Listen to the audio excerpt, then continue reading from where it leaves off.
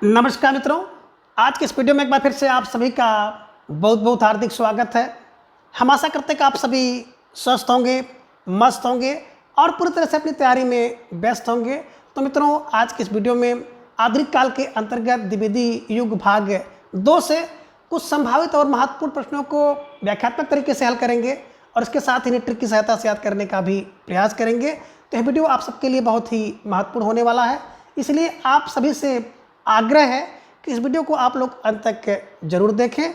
और इसके पूर्व की वीडियो में हम लोगों ने 25 प्रश्नों को देखा था, तो आज की इस वीडियो में उसके आगे के प्रश्नों को हम लोग व्याख्यात्मक तरीके से हल करेंगे और ट्रिक की सहायता से याद करने का भी प्रयास करेंगे। तो जैसा कि स्क्रीन पर आप देख पा रहे हैं, प्रश्न संख्या 26, प्रिय पति वह मेरा प्राण प्यारा कहाँ है, दुख जलनिधि में डूबी का सहारा कहाँ है, किसकी पंक्ति है। विकल्प ये कह रहे हैं कि मैथिली शरण गुप्त की पंक्ति है, विकल्प बी आदर सिंह उपाध्याय हरिओत जी की पंक्ति है, विकल्प सी रामनीरथ त्रिपाठी जी की पंक्ति है, या फिर विकल्प डी श्रीधर पाठक की पंक्ति है। तो सोच समझकर आपको जवाब देना है। प्रश्न संख्या 26 आपके स्क्रीन पर है और धीरे धीरे आप सबका जवाब भी आ गया कि सर विकल्प बी को लॉक किया जाए। Ayodhya Singh Upadhyay Hariaudh is right answer. अब कैसे दिमाग में बैठाएंगे? देखिए, जो प्रिय होता है पति, प्रिय पति है तो प्रिय होगा, पति है तो प्रिय होगा, और प्रिय का प्रवास हो रहा है तो बिल्कुल वो प्राण का प्यारा होता है जो प्रिय होता है। और प्रिय का जब प्रवास होता है तो प्रिय पति मेरा प्राण प्यारा, यानी कि प्रिय प्रवास 1914 में लिखी गई आदर सिंह उपाध्याय हरिओत जी की बिल्कुल आप कह सकते हैं रचना है। तो उस रचना से लिया गया है ये पंक्ति कि प्रिय पति वह मेरा प्राण प्यारा कहाँ है। तो प्रिय पति मेरा प्राण प्यारा कौन? बोले प्रिय है। तो प्रिय है, प्रिय पति प्रिय है, प्रिय प्रवास से है। और प्रिय प्रवास के जो रचनाकार हैं विकल्प B Ayodhya Singh Upadhyay Hariaudh is right answer. ठीक है ना। तो आपको एक पंक्ति भी पता हो गई और उसकी रचना भी पता हो गई, किस रचना से है, कौन सी पंक्ति ली गई है। ठीक है, चलिए, तो रचनाकार कौन है? बिल्कुल विकल्प B Ayodhya Singh Upadhyay Hariaudh is right answer. ठीक है, चलिए, प्रश्न संख्या 27 है कि रामचरित चिंतामणि नामक प्रबंध काव्य किसका है।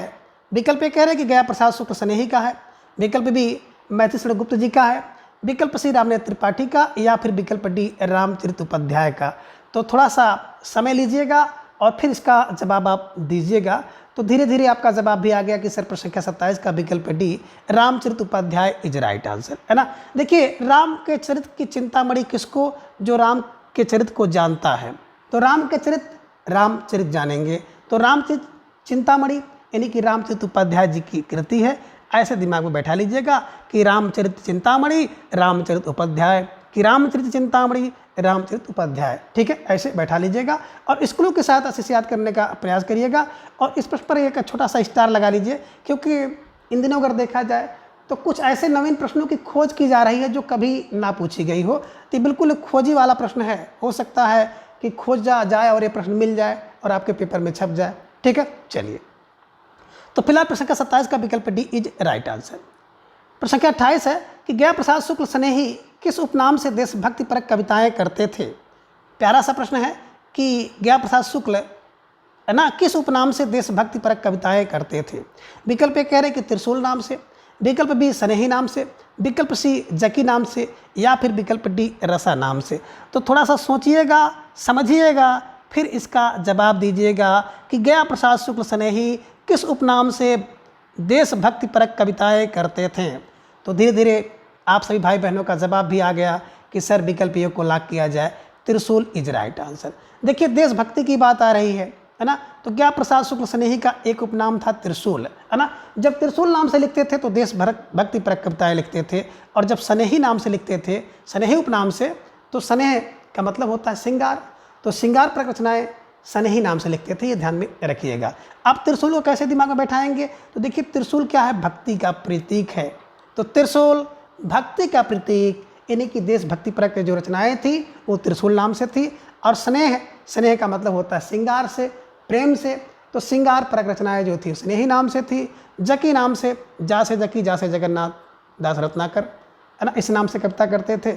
और रसा तो भारतेंद्र हरिश्चंद्र जी। ठीक है, ये ध्यान में रखिएगा। प्रश्न संख्या 28 का प्यारा सा जवाब विकल्प ए को हमेशा के लिए अपने दिमाग में बैठा लीजिएगा। ठीक है, चलिए, प्रश्न संख्या 29 है कि सुकवि नामक काव्य पत्रिका के संपादक हैं विकल्प ए कह रहे हैं कि रामचरित उपाध्याय हैं, विकल्प बी रामनेत्र त्रिपाठी हैं, विकल्प सी सत्यनारायण कविरत्न, या फिर विकल्प डी गया प्रसाद शुक्ल स्नेही जिन्हें त्रिशूल नाम से भी जाना जाता है वह हैं। तो बिल्कुल प्रश्न संख्या 29 का जवाब आपको देना है। आपके स्क्रीन पर आपके जवाब के लिए थम गया है, रुक गया है, प्रतीक्षा कर रहा है, और आपका जवाब भी बिना प्रतीक्षा के आ गया कि सर विकल्प डी को लॉक किया जाए। गया प्रसाद शुक्ल इज राइट आंसर, है ना। देखिए सु कवि कौन है, बोले सु कवि तो गया, सु कवि गया, कहाँ गया, कविता करने गया, है ना। ये ध्यान में रखिएगा, सु कवि गया, सु कवि गया, यानी कि सु कवि नामक पत्रिका के जो संपादक थे गया प्रसाद शुक्ल स्नेही इज राइट आंसर। ठीक है, तो प्रश्न संख्या 29 के विकल्प डी को आप बिल्कुल छाप लीजिए और हमेशा के लिए कंठस्थ कर लीजिए। अगर परीक्षा में दिख जाए तो बिल्कुल इस प्रश्न को दौड़ा के मारिए। ठीक है, चलिए प्रश्न संख्या 30, मैथिली शरण गुप्त की आरंभिक रचनाएं किस पत्रिका में छपती थीं? विकल्प ए कह रहे हैं कि शुभ कवि पत्रिका में, विकल्प बी वैश्वकारक पत्रिका में, विकल्प सी सरस्वती में, या फिर विकल्प डी इंदु पत्रिका में। तो सोच समझ के उत्तर दीजिएगा। प्रश्न संख्या 30 का जवाब आपको देना है कि मैथिली शरण गुप्त की आरंभिक रचनाएं किस पत्रिका में छपती थी। और आप सभी भाई बहनों का तेजी के साथ जवाब आ गया कि सर विकल्प बी को लॉक किया जाए, वैश्वपरक, है ना, वैश्वकारक पत्रिका इज राइट आंसर, वैश्वधन उपकारक, ध्यान में रखिएगा। और प्रश्न संख्या 30 के विकल्प बी को हमेशा के लिए बिल्कुल लॉक कर लीजिएगा। ठीक है, चलिए प्रश्न संख्या 31 है कि निम्न में से मैथिली शरण गुप्त का प्रथम काव्य कृति है। विकल्प ए कह रहे हैं कि रंग में भंग है, विकल्प बी जयद्रथ वध है, विकल्प सी भारत भारती, या फिर विकल्प डी पंचवटी है। तो थोड़ा सा सोच समझ लीजिएगा, इसके बाद प्रश्न संख्या 31 का जवाब आप दीजिएगा कि इन जो निम्न में आपको रचनाएं जो दिख रही हैं, इन रचनाओं में कौन सी रचना मैथिली शरण गुप्त की प्रथम रचना है। ठीक है ना, यानी कि जब इसका आपको काल पता रहेगा तब आप इसको सही कर पाएंगे। और ढेर सारे भाई बहनों का जवाब भी आ गया, सर विकल्प ए को लॉक किया जाए, रंग में भंग इज राइट आंसर। अब रंग में भंग की बात आती है, रंग में भंग ना करो 1909 में, है ना, जयद्रथ वध 10 में, 1910 में, भारत भारती 1912 में, बार बार भारत, भारत दो बार है ना, तो 12, पंचवटी में तू पहुँच, तू और 5 1925 में। तो इस प्रकार से अगर देखा जाएगा तो प्रश्न संख्या 31 का विकल्प ये रंग में भंग इज राइट आंसर। और आपने देखा होगा, है ना, तो ये ध्यान में रखिएगा, इनकी पहली रचना 1905 में आपने देखी थी, हेमंत है। ठीक है ना, ये भी आपको दिमाग में रखना चाहिए। तो प्रश्न संख्या 31 का जो जवाब आपका है विकल्प ये रंग में भंग इज राइट आंसर। प्रश्न संख्या 32 है कि हे मातृभूमि तुम सत्य ही सगुण मूर्ति सर्वेश की पंक्ति किसकी है। विकल्प ये कह रहे हैं कि हरिओत जी की है, विकल्प बी रामनेत्र त्रिपाठी जी की, विकल्प सी मैथिली शरण गुप्त की, या फिर विकल्प डी है श्रीधर पाठक की। तो सोच समझ के उत्तर दीजिएगा। प्रश्न संख्या 32 आपके स्क्रीन पर है, प्यारा सा प्रश्न है और आप सबके जवाब की प्रतीक्षा में। तो धीरे धीरे आप सबका जवाब भी आना शुरू हो गया कि सर विकल्प सी को लॉक किया जाए, Maithili Sharan Gupt is right answer, है ना। तो बिल्कुल कैसे दिमाग में रखेंगे कि हे मातृभूमि तू सत्य है, सगुण मूर्ति है सर्वेश की, इसलिए मैं तुम्हारी शरण में आता हूँ। हे मातृभूमि तू सत्य है, तू सगुण ही मूर्ति है सर्वेश की, इसलिए मैं तुम्हारे शरण में आता हूँ। तो मैं से हो जाएगा मैथिली, और शरण में आता हूँ तो Maithili Sharan Gupt is right answer. हे मातृभूमि तो सत्य ही सगुण सर्वेश की मूर्ति हो, तुम सब, हे मातृभूमि तो सत्य ही सगुण मूर्ति सर्वेश की हो, इसलिए मैं तुम्हारी शरण में आता हूँ। तो ऐसे क्लम बनाइएगा कि हे मातृभूमि तो सत्य है सगुण मूर्ति सर्वेश की, इसलिए मैं तुम्हारी शरण में आता हूँ। तो मैं तुम्हारी, मैं से होगा मैथिली, शरण से हो जाएगा Sharan Gupt is right answer. ठीक है, चलिए प्रश्न संख्या 33 है कि मैथिली शरण गुप्त कृति साकेत, है ना, क्या है। विकल्प ए कह रहे हैं कि एक खंड काव्य है, विकल्प बी कह रहे हैं महाकाव्य है, विकल्प सी मुक्तक काव्य है, या फिर विकल्प डी है नाट्य काव्य है। तो आप सबका जवाब भी तेजी के साथ आ गया कि सर विकल्प बी महाकाव्य इज राइट आंसर, है ना। साकेत एक महाकाव्य, ध्यान में रखिएगा। और साकेत की रचना कब हुई थी, तो ध्यान में रखिएगा 1931 में। किसकी रचना है ये ध्यान में आपको रखना होगा। ठीक है, चलिए प्रश्न संख्या 34 है कि रामचरितमानस के बाद हिंदी में राम काव्य का दूसरा स्तंभ किस कृति को माना जाता है। विकल्प ये कह रहे हैं कि वैदेही वनवास को, विकल्प बी पारिजात को, विकल्प सी भारत भारती को, या फिर विकल्प डी साकेत को। तो सोच समझ के उत्तर आपको देना है। प्रश्न संख्या 34 आपके स्क्रीन पर है। क्या है कि बिल्कुल दूसरा स्तंभ किस कृति को माना जाता है? तो दूसरा स्तंभ का मतलब कौन सा दूसरा? रामचरितमानस के बाद हिंदी में राम काव्य का दूसरा स्तंभ किस कृति को माना जाता है? तो आप सबका जवाब आ गया कि सर विकल्प D Saket is right answer. ठीक है, साकेत को दूसरा स्तंभ माना जाता है रामचरितमानस के बाद। ठीक है, राम काव्य का। प्रश्न संख्या 35 है कि मैथिली गुप्त की सर्वाधिक प्रसिद्ध कृति है। विकल्प ए कह रहे हैं कि साकेत है, विकल्प बी भारत भारती है, विकल्प सी पंचवटी है, या फिर विकल्प डी जयद्रथ वध है। तो सोच समझ के उत्तर दीजिएगा। प्रश्न संख्या 35 आपके स्क्रीन पर है कि मैथिली गुप्त की सर्वाधिक प्रसिद्ध कृति कौन सी है, और धीरे धीरे आप सबका जवाब भी आ गया कि सर विकल्प बी को लॉक किया जाए। भारत भारती 1912 में लिखी गई है। ये मैथिली गुप्त जी की सर्वाधिक प्रसिद्धि कवि है, ये ध्यान में रखिएगा।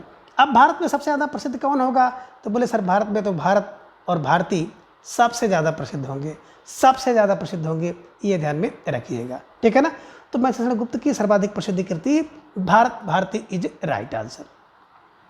प्रश्न संख्या 36 है कि निम्न में से किस कवि ने उमर खयाम की रुबाइयों का हिंदी में अनुवाद किया है? विकल्प ए कह रहे हैं कि हरिऔध जी ने, विकल्प बी मैथिली गुप्त ने, विकल्प सी श्रीधर पाठक, या फिर विकल्प डी राम नरेश त्रिपाठी ने। तो सोच समझ के उत्तर दीजिएगा। प्रश्न संख्या 36 आपके स्क्रीन पर है कि निम्न में से किस कवि ने उमर खयाम की रुबाइयों का हिंदी में अनुवाद किया है? तो धीरे धीरे अब आप सबका जवाब भी आना शुरू हो गया है कि विकल्प बी मैथिली गुप्त राइट आंसर है ना। ख्वाब में उमर बीत जाती किसकी? बोले सबकी, है ना, सबकी, ये ध्यान में रखिएगा। और उमर क्या है? उमर ख्याम, यम ख्याम क्या बोले शरण में, है ना, उमर ख्याम, ख्याम ध्यान में रखिएगा शरण में। तो उमर ख्याम, उमर बीत गई ख्वाब में, किसके ख्वाब में? बोले मैथिली के। तो ख्याम को ख्वाब कर लीजिएगा कि उमर बीत गई पूरा ख्वाब में, किसके ख्वाब में? बोले मैथिली शरण के ख्वाब में। तो ऐसे दिमाग में बैठा लीजिएगा और इससे कंठस्थ कर लीजिएगा। ठीक है, चलिए। प्रश्न संख्या 37 है कि सच्चा प्रेमी वही है जिसकी तृप्ति आत्मबल पर हो निर्भर, त्याग बिना निष्प्राण प्रेम है, करो प्रेम पर प्राण निछावर। पंक्ति किसकी है? विकल्प ए कह रहे हैं कि मैथिली गुप्त की, विकल्प बी हरिऔध जी की, विकल्प सी रामनरेश त्रिपाठी की, या फिर विकल्प डी है श्रीधर पाठक की। तो थोड़ा सा सोच समझ कर उत्तर दीजिएगा। प्रश्न संख्या 37 का जवाब चाहिए कि सच्चा प्रेमी वही है जिसकी तृप्ति आत्मबल पर हो निर्भर, त्याग बिना निष्प्राण प्रेम है, करो प्रेम पर प्राण निछावर। किसकी पंक्ति है? और आप सभी भाई बहनों का जवाब भी आ गया कि सर विकल्प सी को लॉक किया जाए, है ना, Ramnaresh Tripathi is right answer. तो सच्चा प्रेमी कौन है? बोले सच्चा प्रेमी तो वही है जो राम में लग जाए, जो राम नरेश में लगा हो। तो राम नरेश की बात आते ही Ramnaresh Tripathi is right answer. तो सच्चा प्रेमी कौन है? सच्चा प्रेमी वही है जो राम नरेश है, सच्चा प्रेमी वही है जो राम नरेश है, सच्चा प्रेमी वही है जो राम नरेश है, इन्हीं की Ramnaresh Tripathi is right answer. जहाँ पर देखिएगा सच्चा प्रेमी वही है जिसके तृप्त आत्मबल पर निर्भर। इस पंक्ति के जो रचनाकार हैं, पंक्ति किसकी है? तो Ramnaresh Tripathi is right answer. ठीक है, चलिए। प्रश्न संख्या 38 है कि निम्न में से राम नरेश त्रिपाठी की कौन सी रचना फुटकल काव्य संग्रह है? विकल्प ए की बात करते हैं मिलन, विकल्प बी पथिक, विकल्प सी स्वप्न, या फिर विकल्प डी मानसी। तो थोड़ा सा विचार करिएगा, इसके बाद इंतजार करिएगा, फिर प्रश्न संख्या 38 का जवाब दीजिएगा। और आप सब भाई बहनों का जवाब भी धीरे धीरे आना शुरू हो गया कि सर प्रश्न संख्या 38 का विकल्प D Mansi is right answer, है ना। तो जो बात करते हैं रामनरेश त्रिपाठी जी की रचना है मानसी, तो मानसी की रचना 1927 ईस्वी में रामनरेश त्रिपाठी जी ने किया है। इसमें फुटकल गीतों का संग्रह है, ये ध्यान में रखिएगा। और मिलन, पथिक और स्वप्न बिल्कुल इनकी अन्य रचनाएं हैं। तो फुटकल कौन है? बोले मानसी, है ना, मानसी फुटकल, फुटकल रचनाओं का संग्रह मानसी में है ना। तो मानसी, मानसी फुटकल, फुटकल, है ना। तो मानसी फुटकल ये ध्यान में रखिएगा। प्रश्न संख्या 39 है कविता कौमुदी किस कवि की कृति है? विकल्प ए कह रहे हैं कि रामनरेश त्रिपाठी की, विकल्प बी मैथिली गुप्त की, विकल्प सी हरिऔध, या फिर विकल्प डी श्रीधर पाठक की। तो प्यारा सा प्रश्न है और आसान सा जवाब आप सभी भाई बहनों का आ गया कि सर विकल्प ए को लॉक किया जाए, Ramnaresh Tripathi is right answer, है ना। जो कविता कौमुदी कौन करते हैं? बोले कविता कौमुदी तो रामनरेश त्रिपाठी करते हैं। कविता कौमुदी कौन करते हैं? बोले रामनरेश त्रिपाठी कविता कौमुदी करते हैं। तो रामनरेश त्रिपाठी कविता कौमुदी करते हैं, कविता कौमुदी इनकी रचना है और रामनरेश त्रिपाठी इसके रचनाकार हैं। ठीक है, चलिए। प्रश्न संख्या 40 है कि देश भूमि वह पूर्ण भूमि है, अमल असीम त्याग से विलसित, आत्मा के विकास जिसमें मनुष्यता होती विकसित। पंक्ति किसकी है? विकल्प ये कह रहे हैं कि ज्ञा प्रसाद शुक्ल की है, विकल्प बी मैथिशरण गुप्त की है, विकल्प सी अवधर सिंह उपाध्याय हरिऔध की है, या फिर विकल्प डी राम नरेश त्रिपाठी की है। तो सोच समझ कर जवाब दीजिएगा। प्यारा सा प्रश्न है और आपके जवाब का इंतजार कर रहा है, और धीरे धीरे आपका जवाब भी आ गया कि सर विकल्प डी को लॉक किया जाए। Ram Naresh Tripathi is right answer, है ना। देखिए, देश प्रेम वह पूर्ण भूमि है, तो देश प्रेम वह पूर्ण भूमि है किसके लिए? बोले राम के लिए, राम के लिए, राम नरेश के लिए। यानी कि देश प्रेम वह पूर्ण भूमि है जिस पे राम नरेश रहते हैं, जिस पे राम नरेश रहते हैं। और इसके पहले भी आपने देखा सच्चा प्रेमी वही है जो राम नरेश है, सच्चा प्रेमी वही है जो राम नरेश है, और देश भूमि वह पूर्ण भूमि है जो राम नरेश की है। तो ऐसे क्लू बनाइएगा और इसे दिमाग में रख लीजिएगा, ठीक है ना। तो फिलहाल प्रश्न संख्या 40 का विकल्प D Ram Naresh Tripathi is right answer. प्रश्न संख्या 41 है कि निम्न में से किस कवि को काव्य विनोद तथा साहित्य वाचस्पति की उपाधि प्रदान की गई है? विकल्प ये कह रहे हैं कि नाथूराम शर्मा को, विकल्प बी लोचन प्रसाद पांडे को, विकल्प सी मैथिशरण गुप्त को, या फिर विकल्प डी सत्यनारायण को। तो सोच समझ कर उत्तर दीजिएगा। प्रश्न संख्या 41 आपके स्क्रीन पर है। प्यारा सा प्रश्न है और इस पर आप डबल स्टार लगा लीजिएगा। तो हो सकता है प्रश्न आपकी परीक्षा में पूछा जाए, क्योंकि जितने भी कवि रचनाकार हैं जिनको किसी अन्य नाम से जाना जाता है या अन्य कोई उपाधि दी गई है, तो बिल्कुल अपने आप में वो प्रसिद्ध हैं, तभी तो उनको कोई उपाधि उपनाम आदि दिया जाता है, ठीक है ना। और परीक्षा के दृष्टिकोण से तो बहुत महत्वपूर्ण होते हैं। तो बिल्कुल आप सबका जवाब धीरे धीरे आना शुरू हो गया कि सर काव्य विनोद और साहित्य वाचस्पति की उपाधि किसको? लोचन से दी जाती है। तो लोचन Prasad Pandey is right answer, है ना। काव्य का विनोद कैसे करोगे? बोले सर लोचन से। लोचन से देख पता चलता है कौन काव्य का विनोद कर रहा है, और लोचन से ही साहित्य का वाचस्पति को देखते हो। तो ध्यान में रखिएगा, काव्य विनोद और साहित्य वाचस्पति कौन? Lochan. Lochan for Lochan Prasad Pandey is right answer, ठीक है। चलिए, प्रश्न संख्या 42 है कि निम्न में से द्विवेदी युग के किस कवि ने पहले ब्रजभाषा में खड़ी बोली में रचना की? ये ध्यान में रखिएगा। निम्नलिखित में से द्विवेदी युग के किस कवि ने पहले ब्रजभाषा में फिर खड़ी बोली में रचना की है? ध्यान दीजिएगा, प्रश्न आपका एक बार फिर सुन लीजिए कि निम्न में से द्विवेदी युग के किस कवि ने पहले ब्रजभाषा में फिर खड़ी बोली में रचना की है? विकल्प कह रहे श्रीधर पाठक, विकल्प बी हरिऔध, विकल्प सी नाथूराम शर्मा, और विकल्प डी है उपयुक्त सभी। तो मुझे पहले से आभास था कि आप सब विकल्प डी पर ही जाएंगे, उपयुक्त सभी इज राइट आंसर, ठीक है ना। तो बिल्कुल आभास था और आप सबका जवाब भी सही आया। तो एक बार फिर से आप सभी का लर्न विद आभास के इस प्लेटफॉर्म पर, इस परिवार में बहुत बहुत हार्दिक स्वागत है। प्रत्येक दिन सुबह 7 बजे टॉपिक वार प्रश्नोत्तरी, और प्रत्येक रविवार को सुबह 7 बजे 125 टीजीटी पीजीटी हिंदी साहित्य से संबंधित प्रश्नावली मेरे द्वारा लगातार कराई जा रही है। तो आप सब भाई बहनों से विशेष आग्रह है कि आप लोग प्रत्येक दिन सुबह 7 बजे और प्रत्येक रविवार को सुबह 7 बजे जरूर जुड़ें, अपनी तैयारी को परखें, जांचें और बिल्कुल मजबूत करें, ठीक है। तो फिलहाल आप सबका जवाब बन गया कि सर विकल्प डी इज राइट आंसर, है ना। देखिए, द्विवेदी के ये 3 ऐसे कवि थे जो कि पहले ब्रजभाषा में कविता करते थे, रचना करते थे, फिर खड़ी बोली में इन्होंने किया है। श्रीधर पाठक, हरिऔध और नाथूराम शर्मा। तो बस दिमाग में बैठा लीजिएगा, श्री हरिनाथ कौन थे जो पहले ब्रजभाषा में फिर खड़ी बोली में बोले? श्री हरिनाथ, श्रीधर पाठक और हरिऔध और नाथूराम शर्मा। तो श्री हरिनाथ थे जो कि पहले ब्रजभाषा में और बाद में खड़ी बोली में रचना किए हैं, ठीक है। चलिए, प्रश्न का 43 है कि द्विवेदी युग के किस कवि ने नवीन शैली में खड़ी बोली एवं प्राचीन शैली में ब्रजभाषा में काव्य लिखा है? ये देखिए, अलग सा प्रश्न थोड़ा सा हटकर है। प्रश्न संख्या 43 कि द्विवेदी युग में किस कवि ने नवीन शैली में खड़ी बोली और प्राचीन शैली में ब्रज भाषा में काव्य लिखा है? ये ध्यान में दीजिएगा कि नवीन है तो खड़ी बोली, प्राचीन है तो ब्रज भाषा, काव्य लिखा किसने? विकल्प ए कह रहे कि राय देवी पूर्ण ने, विकल्प बी लाला भगवान दीन ने, विकल्प सी है कि राय देवी पूर्ण व लाला भगवान दीन दोनों, या फिर विकल्प डी सत्यनारायण कवि रत्न। तो आधा तो आपको हिंट मिल ही गया, और बिल्कुल हिंट मिला तो आपका सवाल भी बिल्कुल सही हुआ कि सर विकल्प सी को लॉक किया जाए।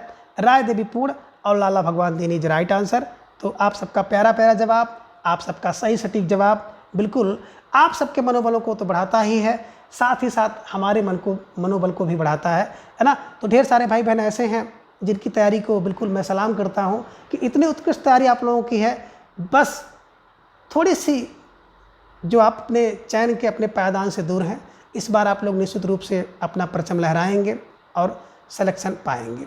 ठीक है, तो आप सबका जवाब भी आ गया था कि विकल्प सी को लॉक किया जाए, राय देवी पूर्ण और लाला भगवान दीन, है ना। देखिए खड़ी बोली है, पहले खड़ी, नवीन में खड़ी और प्राचीन में ब्रज, तो लाला और देवी, देवी और लाला, राय देवी और लाला भगवान दीन इज राइट आंसर। ठीक है, चलिए प्रश्न संख्या 44 है कि सब मिल पूजें भारत भाई, बंदो भारत भू महतारी, किसकी पंक्ति है कि सब मिल पूजें भारत भाई, बंदो भारत भू महतारी, किसकी पंक्ति है।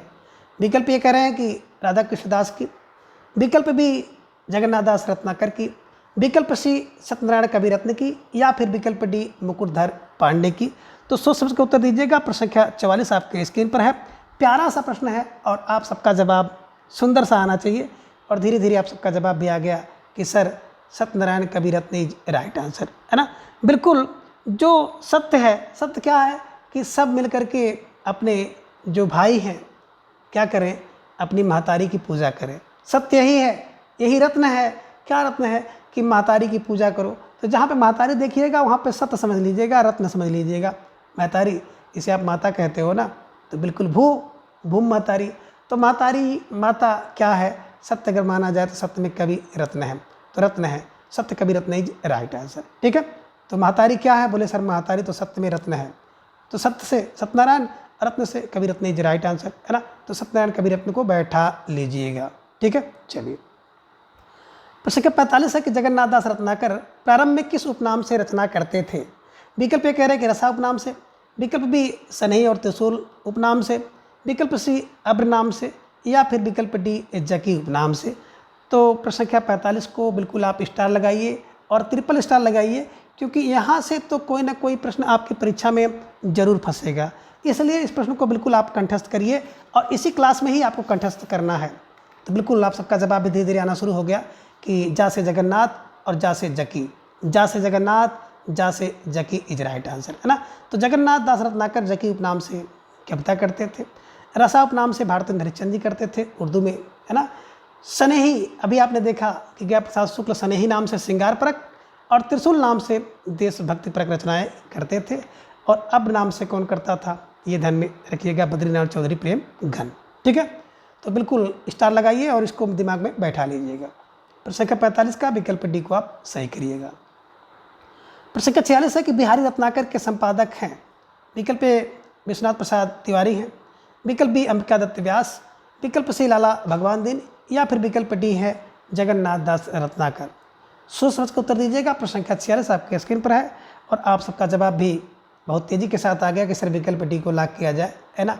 बिहारी रत्नाकर, जगन्नाथ रत्नाकर, रत्नाकर यहाँ है तो यहाँ भी रत्नाकर है। रत्नाकर से रत्नाकर को बिल्कुल आपने मैच करा दिया, और इस प्रश्न का सही जवाब बना दिया कि बिहारी रत्नाकर के जो लेखक हैं, रचनाकार हैं, जगन्नाथ दास रत्नाकर इज राइट आंसर। ठीक है, चलिए अब प्रश्न संख्या 47 है कि द्विवेदी युग के सर्वश्रेष्ठ प्रगीतकार माने जाते हैं। विकल्प ये कह रहे हैं कि जगन्नाथ दास रत्नाकर, विकल्प बी माथेशरण गुप्त, विकल्प सी मुकुटधर पांडे, या फिर विकल्प डी हरिओद। तो थोड़ा सा सोच समझ लीजिएगा, समय लीजिएगा, इसके बाद प्रश्न संख्या 47 का जवाब दीजिएगा। और आप सबका जवाब भी आ गया कि सर विकल्प सी को लॉक किया जाए, Mukutdhar Pandey is right answer. बिल्कुल जो सर्वश्रेष्ठ प्रगीतकार होगा किसका, द्विवेदी युग का, यानी कि दो वेद वाले युग का, उसके सर पर क्या होगा, मुकुट होगा, वही तो मुकुट धारण करेगा, है ना। देखे होंगे कि जो सर्वश्रेष्ठ होता है, प्रगीतकार भी होता है, तो उसके ऊपर मुकुट धारण किया जाता है, उसको मुकुट गिफ्ट किया जाता है। तो ऐसे कुछ किलो बना लीजिएगा। जो सर्वश्रेष्ठ प्रगीतकार है द्विवेदी युग का, यानी कि दो वेद वाले युग का, ऐसे बैठा लीजिएगा कि दो वेद वाले युग का जो सर्वश्रेष्ठ प्रगीतकार होगा उसके सर पर मुकुट रखा जाएगा। ठीक है, चलिए तो Mukutdhar Pandey is right answer. प्रश्न संख्या 48 है कि भेजे मनभावन के उद्धव के आवन की सुधि ब्रज गावन पे पावन जबे लगी। हमको लिखा है कहाँ, हमको लिखा है कहाँ न सबे लगी, किसकी पंक्ति है। विकल्प ये कह रहे हैं कि भारत हरिश्चंद्र की पंक्ति है, विकल्प बी सूरदास की पंक्ति है, विकल्प सी रसखान की, या फिर विकल्प डी जगन्नाथ दास रत्नाकर की। तो सोच समझ के उत्तर आपको देना है। प्रश्न संख्या 48 आपके स्क्रीन पर, और आप सबके जवाब की प्रतीक्षा में आपका इंतजार कर रहा है कि भेजे मन भावन के उद्धव के आवन के सुधि ब्रज गावन की पावन जबे लगी। हमको लिखो है कहाँ, हमको लिखो है कहाँ न सबे लगी, किसकी पंक्ति है।